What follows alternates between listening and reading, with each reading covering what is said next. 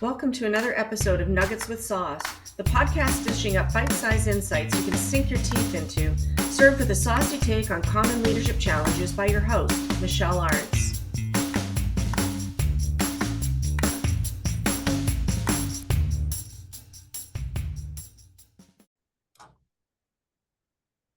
Holy cow, I am so excited. Today's conversation is with my good friend, Greggor Holland, who is all the way over in Seattle. I miss Seattle. Seattle? Seattle. Seattle, yeah. It's like Toronto. You can't say the second T. You know, it's not Seattle, it's Seattle. But I am so happy that you are joining me here today on Nuggets with Sauce. You are somebody that I have felt very privileged to get to know for a few years now. I think we've been connected through some great networking things. So super excited to have you guesting here today. And as always, I love to get things rolling here by avoiding our job titles. But I always love to ask my guests as a way of introduction for yourself, Greggor, because, I could say all kinds of things, but I want to hear your version of what is the magic mojo of Greggor Holland in this world? What gets you fired up on a daily basis and makes you want to go to work?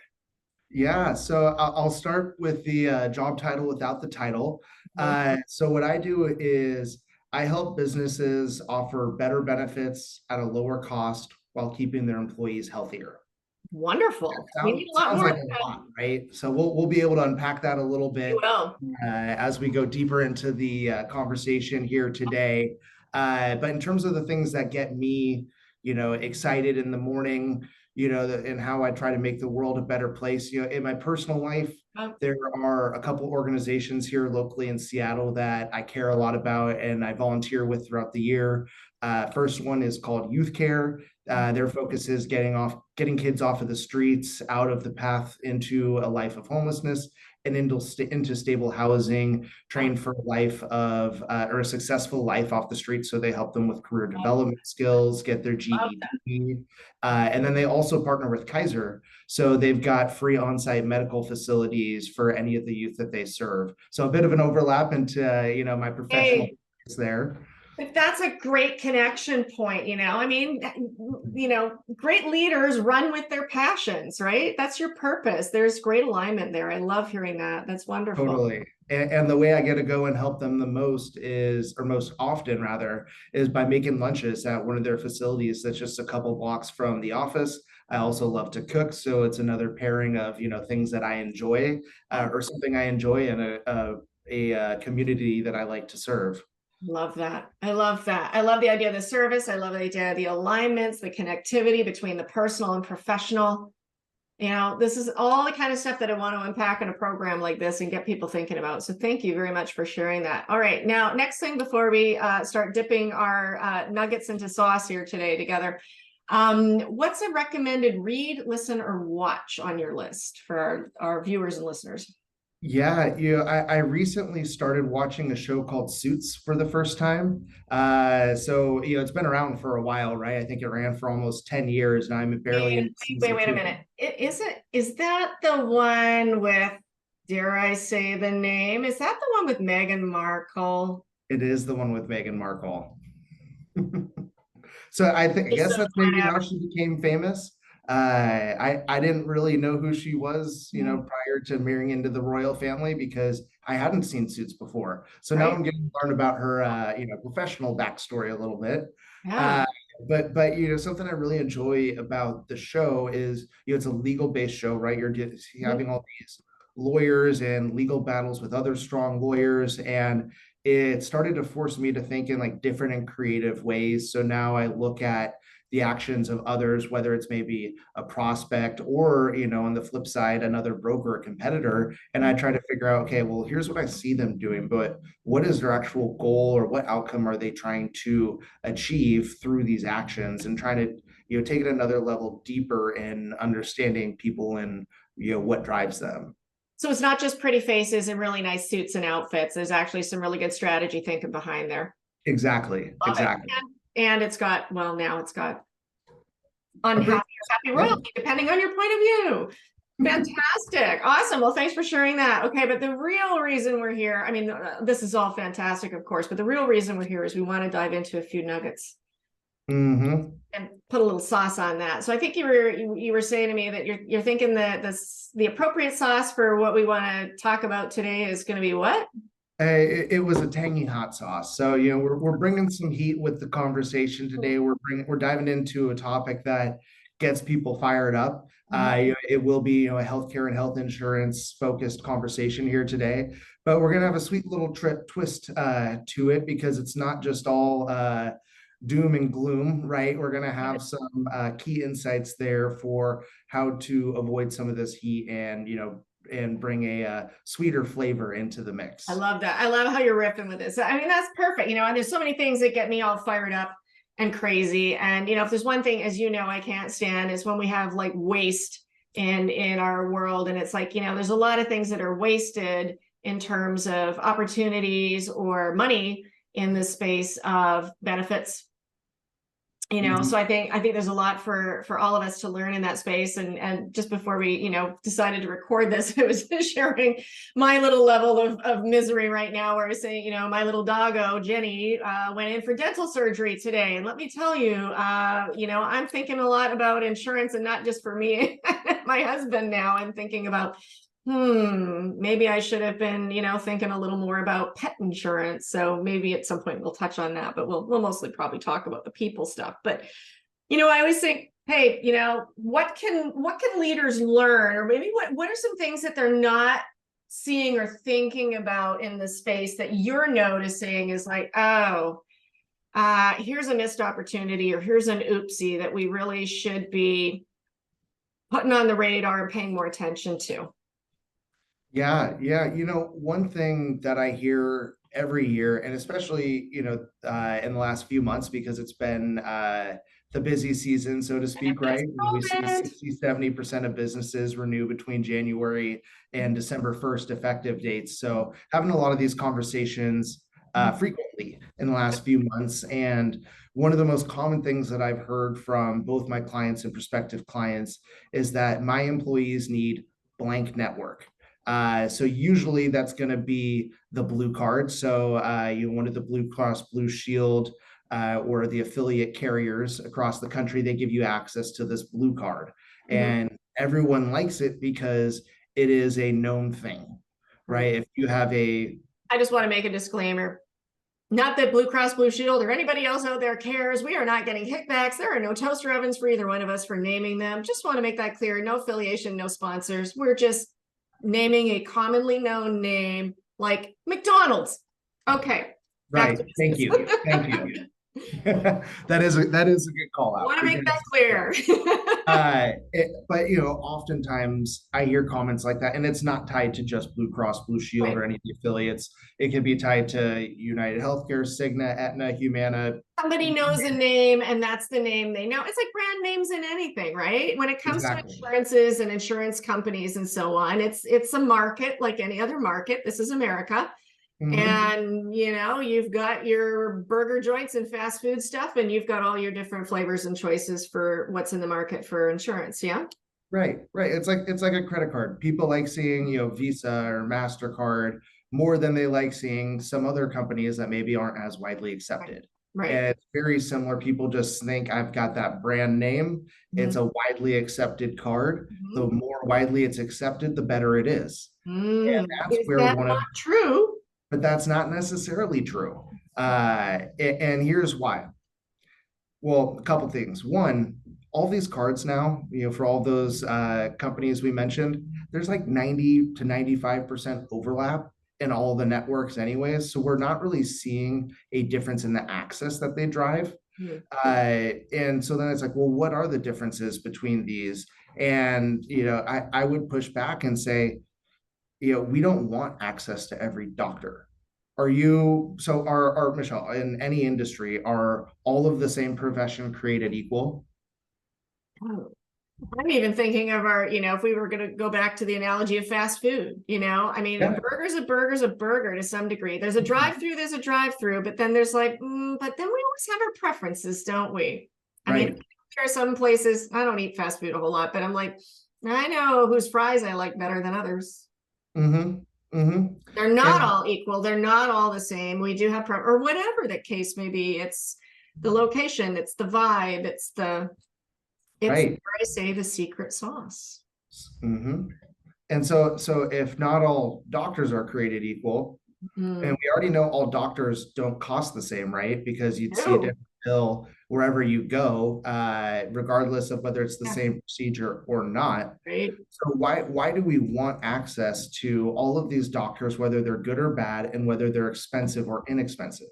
Mhm. It's also the only industry where higher cost is not correlated to a higher quality of product or service. It's an inverse relationship. Which is the insane. Okay, and again, we're not going to get too far down this road, but this Mhm. is where I'm going to throw habanero into the mix personally. Like, let's put the tang in that sauce.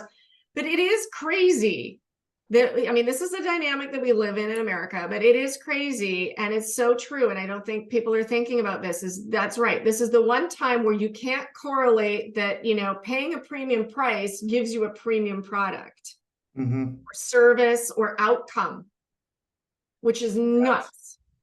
And the outcome is like the most important piece of that equation, right? Because we want everyone, whether it's ourselves or if you're an employer, you want your employees, if they have something going on, we do want them to go to the doctor. We Right. just want them to get healthiest the fastest for the lowest cost possible. Right. Right. Because, and more fundamental than anything to this is, we need to think about the health and well-being of our employees. And I know that's something that's been, that's a hot topic, particularly mental health. Mm-hmm. So also thinking about, I would suspect you would say, and I know we've kind of talked about this before, don't just think about like, it's your straight up doctor thing. Like, yeah, okay, I need, yes, we need to have our regular GP or whatever. We need a pediatrician for our kid or whatever the case may be. But, thinking about things like, what is in the mix of your providers or what's in the mix of your coverages, So if you're a leader running a business, are you thinking about things like, does your provider give good mental health supports and services? Are they doing health prevention kinds of things? Because sick people are expensive in a variety of ways. It's going to hit your healthcare costs, but it's also going to hit your bottom line when people are unwell. They don't come to work. They don't work as well. They worry about their health and well-being. They worry about whether or not their plan's going to cover them. It takes them time to sort out what's going on. Like, there's a lot of factors in this, aren't there? Besides it's just here's a great name I know, and I figure they've got a great package. Mm-hmm. Right, right. And when you take it kind of a step further to what you were just alluding to, you've got your general physician or primary care physician. And if you need to see a specialist Right. and your network requires referrals, well, you'll likely just go to whoever your primary care doc refers you to, Right. or maybe you ask around to your friends and family, hey, has anyone seen someone for condition X? And then you go see that doctor. Yeah. Well, you're just solely relying on one, other people's anecdotal experiences, or two, who the primary care physician gets paid to refer business to, Mhm. not who the primary care physician thinks is the best doctor, or if they are maybe required by the network to refer to certain specialists because the network determines it. And again, not because they are the lowest cost, highest quality providers. Right. Whose best interest is this decision in, right? There's an element of Mhm. that. And I want to say, just from my personal perspective as well, it's a minefield of stuff for employees to know. I mean, I never really, and God bless everybody who's in HR and trying to run the show and do these things, but I don't think we talk about it nearly enough, which is why I'm so happy you and I are having this conversation here. And I know we're going to have more, because Mhm. it does tend to be that we kind of pretend it's off to the side over there and we don't really deal with it right up until like, oh, we're all in a flurry and a hurry because either we had a life event that changed something. See, I know enough about HR to know this. So I can sit there and say like, get married, have a kid, a certain thing, then some things might change your benefits. But other than that, it's like out of sight, out of mind until somebody's pinging you at benefits enrollment time. And half the time people don't even look at what they're enrolled in. They don't even know if it's the right coverage for them. They're and they don't even know what they've got or what they're supposed to do with it. I mean, what's your take on how many times you see companies that you work with where it's like just kind of really went over their heads, and they probably were paying a lot for a lot of stuff that nobody even really knew how to leverage or make the most of. Is that a Oh, thing? that is a very common thing. And this might be a little too into the weeds for the conversation today, but what you're alluding to is there are different uh, bundles you Mhm. could buy in terms of healthcare. One of them typically comes in what's called a fully insured plan. So it's like your cable bill. You have your premiums that you pay every single month. You just times 12, and that gives you your annual cost to have it. Doesn't matter how much you turned on or turned off the TV. So there's a lot of stuff in there I you pay only watch for. one channel, but I'm paying Mhm. for the whole packet, right? Exactly. Right. So in that fully insured environment, you do end up paying for a lot of stuff that you don't necessarily utilize. Right. And so then it's on to both the benefits broker or consultant like myself and the HR teams to ensure that we are putting in effective communication and education strategies that are present year round. Wait, you Not mean there's just at the moment. training involved in this? Stop. Right? Well, it's when we look at healthcare and health insurance, it's a foreign language to most people. We've made it so confusing that even folks like myself who work in it every day, when I need to go in and find a doctor, I still call into our health advocate that we offer through our health plan because I know they can help me wade through the mud and get to the Yeah. providers Oh, I need look. to see. As you know, I'm originally from Canada. I've lived here for how many years, and I still can't make heads or tails of what the heck goes on around here. So, and by the way, full disclosure for anybody who's listening, no, they don't hand out healthcare in Canada like it's a candy out of a Pez dispenser. It's not entirely free. It's not quite what you think, but it is less confusing than the And maybe system less here. expensive, or not maybe, is less expensive. Yeah. Yeah. I mean, there's pros and cons in the systems. There's no doubt about it. But I can see where here, my take on it has always been, it is very confusing. And so being able to have the right people who are helping you figure out, what is really right. And I know that's another thing that I think is really important is don't just assume like it's like, what is that Ronco stuff? Set it and does that age me or make me a weirdo? Like, does anybody remember Ronco? Set it and forget it. You were supposed to put Mhm. the chicken in the rotisserie and walk away. Yeah. How many people are doing set it and forget it in this space? I I think mean, that's a mistake. majority.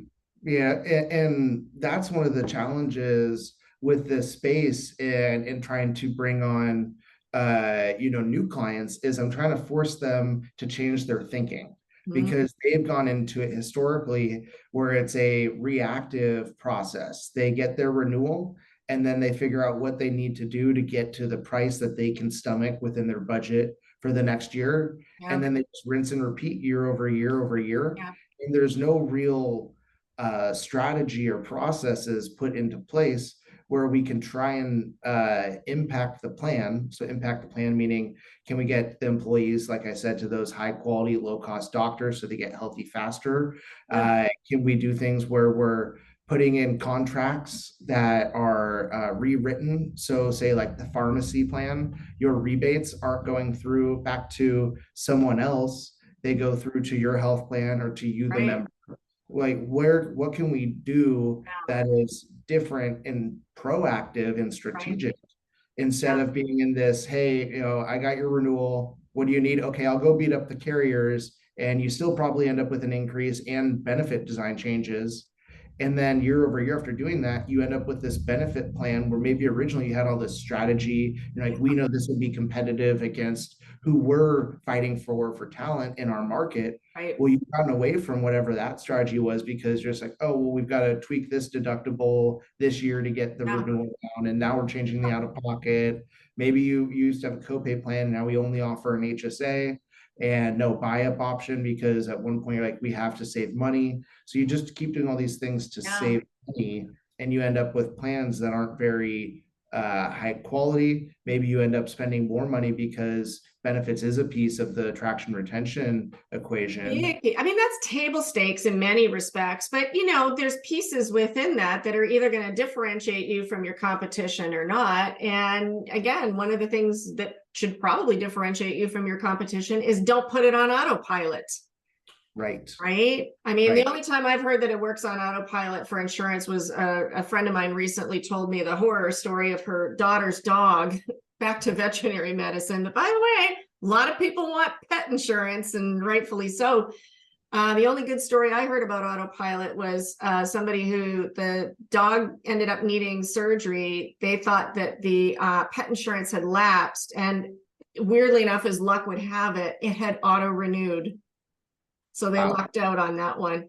But, like anything, we should be checking, have the right people on your staff or have the right partner if you're outsourcing your HR, make sure that you've got people who are paying attention. We should always be auditing all kinds of stuff. I do try to be a good kid over here and say, what am I using? Could I be using something better? Whatever that platform is. Why would we, with such a huge chunk of what it costs you, in terms of what you're paying directly to your human capital, right? Big, obviously payroll is huge, but then the other big chunk of money that goes out the door is on the benefit side. And, benefits really are, I think for most people these days, that's table stakes. Like if you're not offering something for benefits, I'm really questioning, like, do I want to work with you?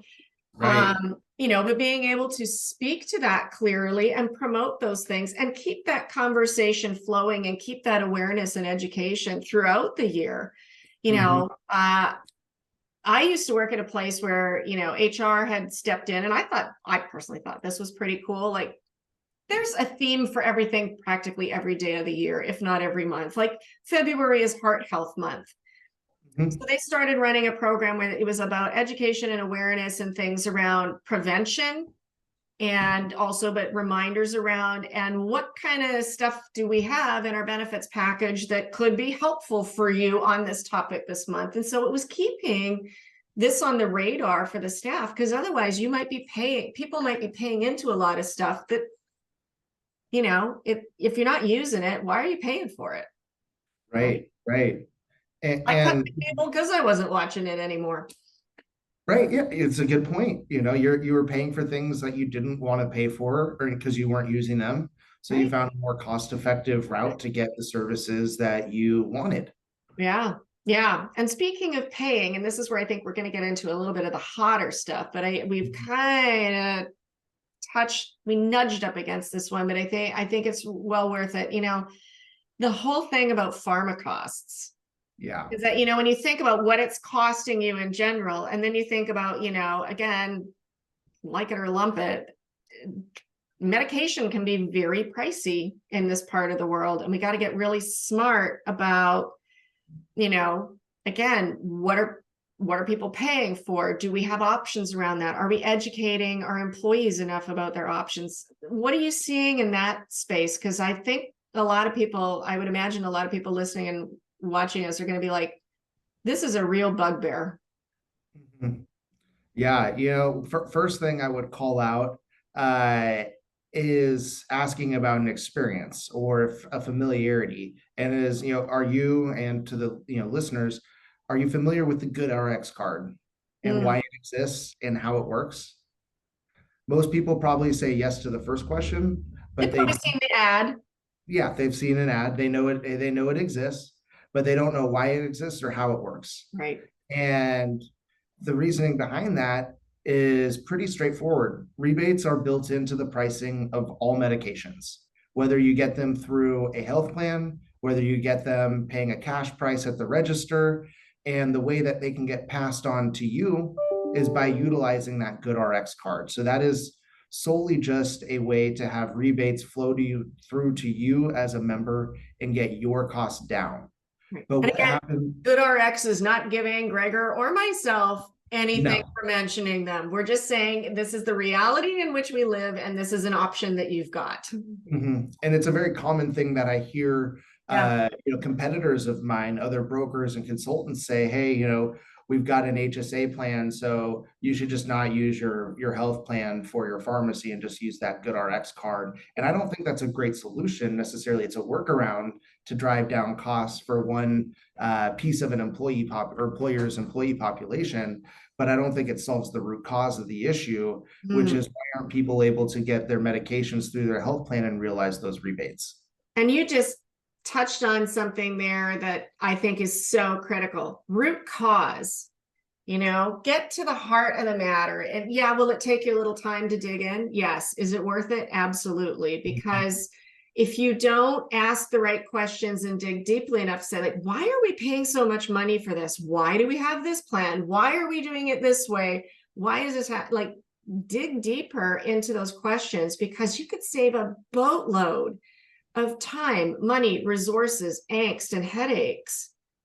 And you could do that with anything in your business, but like, why wouldn't you take a really hard look at this in terms of what you're doing for your benefits? What are you offering? Are there some root cause things going on there that you're like, oh, let's get smart about this, and we're going to eliminate a whole pile of waste or confusion, because nobody knew about this. We never talked about this. I think there's a lot to be said for that root cause analysis around the, what's going on over here. Right. And in the pharmacy space, like we've already alluded to, medical alone is already confusing. Right. And now we've built in this little silo within it that's even more confusing and complex and has more levers that the carriers and the pharmacy benefit managers and all the people who the system was designed for them to profit on, they can flip all these levers and keep, getting more and more money out of their clients without the clients even realizing what's going on, because it's often hidden under the title claims. So when you look at the claim renewal reports, and we get your data as a broker and we're reviewing that quarterly, a lot of times if we aren't working with certain pharmacy benefit managers, or if it is in like that fully insured space where we don't really have as much control, a lot of times we see claims be inflated because they are also inclusive of rebates, which are profit for the carrier. We built it all in. So it's, and that's such a thing, like, especially in today's economy where I think we're all getting pretty sick and ticked about inflation, and I don't word wash, greedflation, where, businesses have overstepped, I'm going to say, in terms of they're getting away with charging way more than what it's worth and what they ought to, because why? They can. And, this is not just about what your grocery bill looks like. And when every penny counts for your employees and your business, you got to think about this. And I'm going to even tie it back one step further. And you tell me if I'm pulling the threads together here nicely, Greggor. But yeah, I go back to what we were initially talking about too. You think about, your plan, or why you have whatever plan you have it with. Who are those doctors and what are they serving? Let's connect the dot on how many doctors are promoting certain pharmaceuticals, because that's all tied together. Fact. So, what in your realm, and you can't control everybody and everything, but what within your realm as, when you're in a position to make these kinds of decisions and offer these kinds of things in your organization, are your people aware that maybe they can go to different doctors to get to, do you have to take that opinion? Like, they might be really quick to get that script sheet out and want to write you up for something that, by the way, they got a really nice golf outing for promoting or whatever it is. Right. Look, this is just a reality that we're operating in. And so, and where's the prevention on the front end? Back to root cause. Do I actually need, so tying all those loose ends together and saying, do I even need this drug at this crazy price? Where does the rebate go to? Yeah. Do 4 out of 5 doctors really recommend this? Or is it just this one? I don't know. Who's the fifth one who's always in dissent? I think a lot of this goes back to the reactive versus proactive management of a benefits plan. Because if you are being reactive, we aren't doing things like annually looking at your pharmacy contract and rewriting it to make sure that it is set up each year to be the most favorable for our client. Right. Because you know who does that on the back end if we aren't doing that?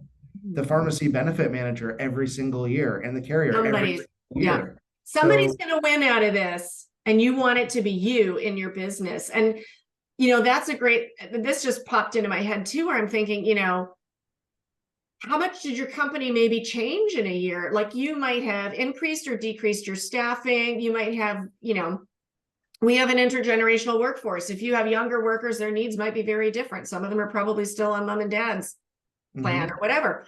There's all kind, you know, are you paying attention to as those demographics shift or your business shifts? Wouldn't you want to look at the numbers on it? Like audit once a year, like you would prepare for anything else. You got to prep your taxes for the year. You got to prep this and that. There's all kinds of, you know, service renewals and things. Why wouldn't this just be part of the mix to make sure that as things change, you change with it to make sure that everybody's getting the best deal?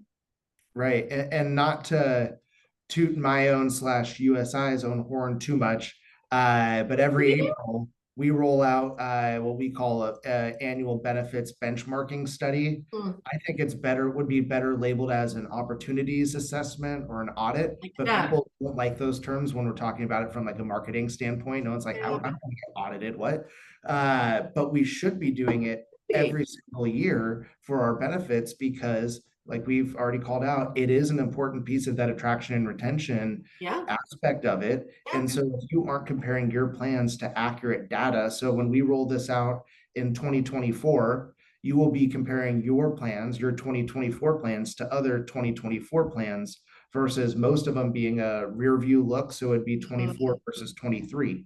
So you know, you got to go in and do these kinds of studies compared to up-to-date data to ensure that you are plugging up all of these gaps. Because it's like a game of whack-a-mole, and they just keep creating new holes that you have to keep plugging up.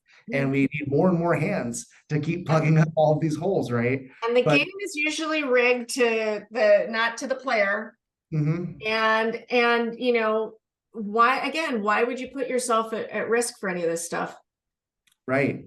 And if you just take a little time to do some work and get some data behind where you stand and where the opportunities lie, you know, and using that whack-a-mole, you know, where are the holes that the mole can pop out of? So your revenues and the carrier's profits, where can those pop out of?